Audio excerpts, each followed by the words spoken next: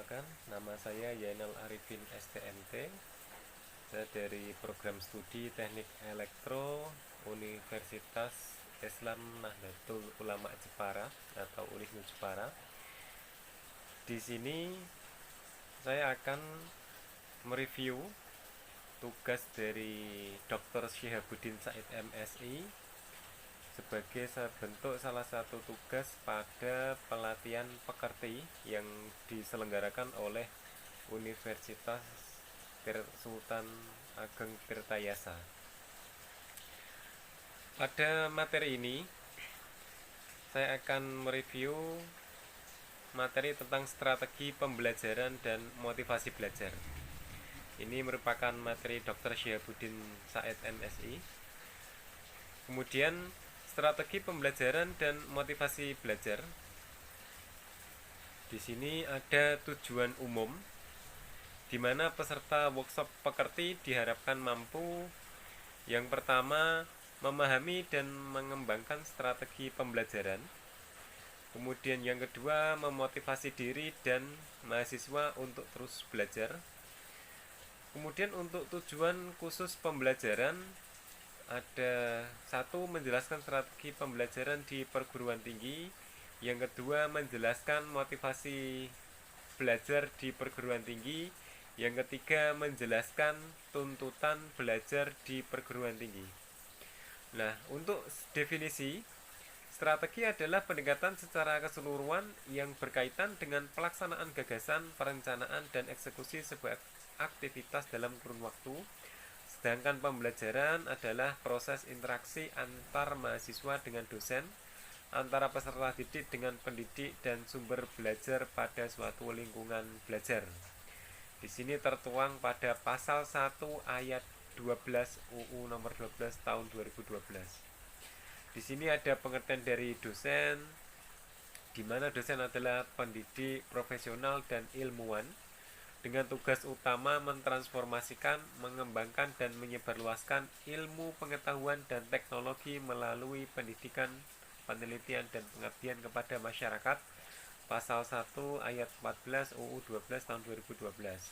Di sini nanti hubungannya dengan kualifikasi dosen. Sedangkan untuk pengertian mahasiswa adalah peserta didik pada jenjang pendidikan tinggi. Itu pasal 1 ayat 15 UU nomor 12 tahun 2012. Nah, bagaimana hubungannya dengan standar seleksi mahasiswa? Pada slide ini standar seleksi mahasiswa ada 6 sebagaimana dalam kitab Taklim Ilmu Taklim. Pertama adalah dakaun atau cerdas, yang kedua hirsun atau rajin, yang ketiga istibarun atau sabar, 4 bulgoh atau biaya, 5 irsadul ustad atau petunjuk guru atau dosen, yang keenam tulus zaman atau panjang waktunya. Di sini juga ada arti pembelajaran, suatu proses atau kegiatan yang sistematis, yang bersifat interaktif dan komunikatif antara dosen atau guru dengan mahasiswa atau siswa di kelas. Dihadiri secara fisik oleh dosen atau guru atau tidak untuk menguasai kompetensi yang telah ditentukan. Disampaikan oleh Zainal Arifin tahun 2009 halaman 10.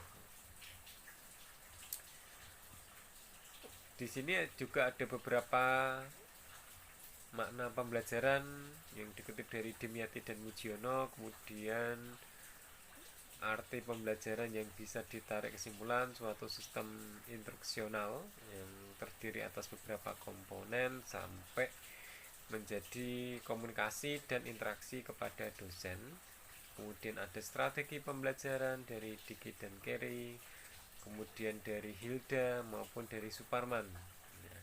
Di sini juga ada Edin Solihatin, juga ada strategi pembelajaran dari Dermayah, sehingga ditarik bahwa strategi pembelajaran merupakan suatu prosedur pembelajaran dalam membantu usaha belajar mahasiswa atau siswa, mengkoordinasikan pengalaman belajar, mengatur dan merencanakan bahan ajar agar tercipta proses pembelajaran yang lebih efektif dan efisien untuk mencapai tujuan pembelajaran. Di sini ada pentingnya strategi pembelajaran, kemudian ada 4, di mana satu memberikan rumusan acuan kegiatan pembelajaran, kedua mencapai tujuan pembelajaran, ketiga menarik minat belajar peserta didik, yang keempat memotivasi, mendorong, menggerakkan, membimbing dan mengarahkan peserta didik. Macam-macam strategi pembelajaran. Di sini ada strategi pembelajaran inquiry atau SPI. Ini proses berpikir gitu ya. Kemudian strategi pembelajaran expository atau SPE. Di sini sistematik. Kemudian untuk strategi pembelajaran berbasis masalah atau SPBM, yaitu proses mengubah perilaku melalui pengalaman. Kemudian ada SPK atau strategi pembelajaran kooperatif. Nah, di sini metode dalam pembelajaran untuk menguasai strategi sistem pembelajaran kooperatif menggunakan kelompok kecil atau tim. Sedangkan yang kelima, strategi pembelajaran meningkatkan keterampilan berpikir atau SPPKB. Di sini materi yang disajikan berupa membimbing mahasiswa melalui proses menemukan konsep sendiri. Kemudian karakteristik proses pembelajaran, ada interaktif, ada inspiratif, menyenangkan, menantang, memotivasi peserta didik untuk aktif, dan memberikan ruang yang cukup bagi prakarsa, kreativitas, dan kemandirian sesuai dengan bakat, minat, dan perkembangan fisik serta psikologis peserta didik. Pembelajaran di sini proses interaksi antar peserta didik dengan pendidik dan sumber belajar pada suatu lingkungan belajar. Nah, di sini juga ada pendekatan pembelajaran, yaitu orientasi atau arah pandang atau cara pandang, kemudian model pembelajaran, kemudian ada strategi pembelajaran dan metode pembelajaran. Sedangkan untuk teknik pembelajaran, misalkan teknik presentasi pada kelompok dalam metode presentasi. Untuk taktik pembelajaran di sini, misalkan siang hari guru mengajar dengan ceramah yang penuh humor. Nah, itu salah satu taktiknya. Sekarang kita bedakan suatu foto atau gambar. Di sini ada mahasiswa yang sedang tertidur, yang sebelahnya sedang fokus menulis, yang sebelahnya sedang mendengarkan. Nah, kita soroti yang utama adalah mahasiswa yang tertidur. Ada beberapa alasan. Pertama, mungkin mahasiswa tersebut terlalu lelah atau kecapean. Versi kedua, mahasiswa tersebut begadang karena kebanyakan tugas yang harus diselesaikan. Yang ketiga, bisa jadi mahasiswa tersebut kekenyangan sehingga saat masuk ke ruang kelas tertidur. Sekarang kita lanjutkan foto yang di atas, yaitu seorang mahasiswi dan beberapa teman yang terlihat itu sedang fokus mendengarkan dari apa yang disampaikan atau mengikuti proses pembelajaran di ruang kelas. Kemudian yang paling pojok kiri itu adalah proses diskusi seorang wanita dan 4 teman pria. Nah, itu mungkin mahasiswa yang sedang fokus untuk berdiskusi. Kemudian kita bedakan lagi, ini juga yang paling kanan gambar sedang berdiskusi antar mahasiswi. Kemudian yang tengah diskusi antara mahasiswa dan mahasiswi, dan yang paling kiri proses pembelajaran dosen di ruang kelas di mana mahasiswa mendengarkan dengan seksama apa yang dijelaskan dosen. Di sini ada Bloom dan Krathwohl, yaitu dalam belajar mahasiswa harus menguasai 3 ranah: kognitif, psikomotorik, dan afektif. Kognitif ada 6, dari pengetahuan, pemahaman, aplikasi, analisis, sintesis, dan evaluasi. Kemudian Psikomotorik ada 5 tingkatan dari peniruan, penggunaan, ketepatan, perangkaian, dan naturalisasi. Sedangkan untuk afektif juga ada 5: pengenalan, merespon, penghargaan, pengorganisasian, dan pengalaman. Motivasi belajar di perguruan tinggi dengan pengertian mover atau menggerakkan kondisi yang menimbulkan perilaku, mengarahkan perilaku, dan mempertahankan intensitas perilaku. Di sini ada pengertian dari motivasi, yaitu suatu kekuatan energi seseorang untuk menimbulkan tingkat persistensi dan entusiasmenya. Nah, di sini ada motivasi intrinsik yang berasal dari diri sendiri dan motivasi ekstrinsik dari luar diri individu. Nah, seberapa kuat yang dimiliki itu nanti akan mempengaruhi dari konteks belajarnya. Di sini juga ada beberapa pengertian motivasi dari Didi Supriyadi, dari Dimyati, dari Mujiono, Hamzah. Kemudian ini pengertian motivasi, kemudian ciri-ciri motivasi belajar dari Sardiman ada 8. Kemudian analisis hasil kerja yang rendah. Prestasi belajar rendah itu ada beberapa kemungkinan. 1. Belum menguasai pengetahuan. 2. Sifat atau struktur tugas yang sulit. Yang ketiga, konsekuensi negatif pelaksanaan suatu tugas, jarang berlatih menggunakan keterampilan tersebut. Fungsi motivasi dalam belajar yaitu dari pengertian bahwa motivasi selalu berkaitan dengan suatu tujuan. Di sini fungsinya ada 4 untuk motivasi: sebagai pendorong, penentu arah, penyelesai perbuatan, dan pendorong usaha. Kemudian cara menumbuhkan motivasi bisa memberi angka, memberi hadiah, kompetisi, ego involvement, memberi pujian. Kemudian beberapa teori motivasi dari motivasi dan penguat, kemudian hadiah dan penguatan, cognitive dissonance, kemudian teori atribusi, dan self-worth atau menghargai diri sendiri.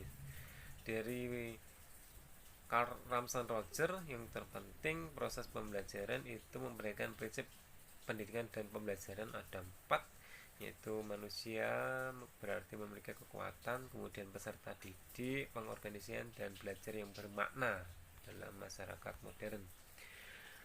Di sini ada juga teori Maslow. Kemudian orang berprestasi, ada beberapa orang yang berambisi dan bekerja keras untuk mencapai sukses. Kemudian kompetensi dosen yang perlu dikembangkan yaitu kemampuan menguasai struktur dan konten mata kuliah. Bagaimana membelajarkan mahasiswa tentang konten mata kuliah yang disesuaikan dengan interkarakteristik konten itu sendiri dan karakteristik mahasiswanya. Yang ketiga, dosen mengenali pengetahuan tertentu untuk mengajar.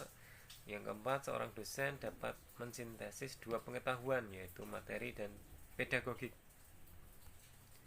Kemudian membangun lingkungan belajar positif agar motivasi belajar meningkat. Bisa ada 6: mengatur iklim, mempersiapkan lingkungan fisik, lingkungan sosial, mengajar dengan IT, menggunakan strategi belajar, dan menyiapkan kelas.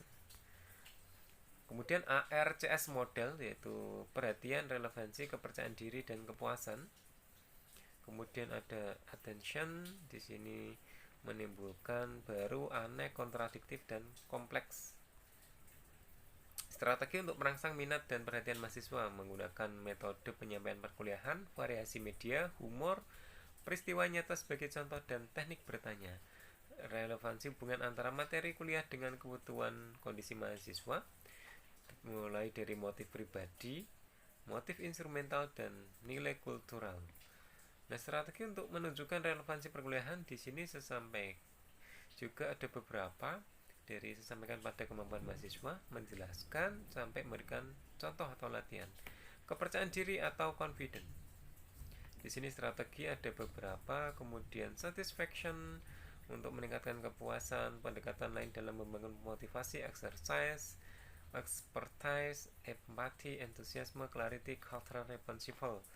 Kemudian penutup dan simpulan bahwa internal kemampuan, motivasi, perhatian, ingatan, lupa, retensi, dan transfer.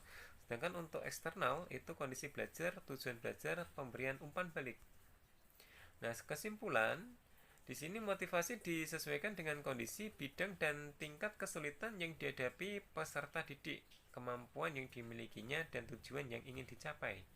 Tuntutan belajar di perguruan tinggi mulai dari prinsip belajar, pendidikan, kemudian perguruan tinggi sampai kemandirian zaman di sini. Kemudian 3 kegiatan utama perguruan tinggi yaitu pendidikan, pengajaran, penelitian, dan pengabdian. Kemudian mahasiswa dituntut memiliki kekuatan kehendak, memiliki persistensi, dan memiliki keinginan. Kemudian sukses dalam belajar, learning to know, to be, to do, to life. Kiat sukses, tujuan, kedisiplinan, konsistensi, pengetahuan, keyakinan, tindakan, dan sehat jasmani rohani. Penutupnya dimulai dari simpulan dan evaluasi ya. Di sini sebagai dosen pembimbing akademik ya. Di sini rencana akademik bersama mahasiswa. Nah, itulah yang moto, prinsip, dan filosofi dari Dr. Syihabuddin adalah moto kerja, ibadah, ramah, cerdas, keras, tuntas, dan ikhlas. Sedangkan prinsip bersyukur, bersenang-senang, dan menyenangkan orang lain atau BPM. Filosofi beliau, sebaik-baiknya manusia adalah bermanfaat kepada orang lain. Sekian, terima kasih. Itulah yang dapat saya sampaikan, kurang lebihnya mohon maaf. Wabillahi taufiq wal hidayah. Assalamualaikum warahmatullahi wabarakatuh.